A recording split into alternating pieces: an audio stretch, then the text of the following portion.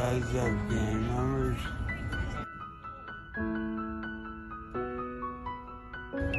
How old are you? I'm 30. 30? Do you have any issues with drugs and stuff like that too? No, hey? Mental illness?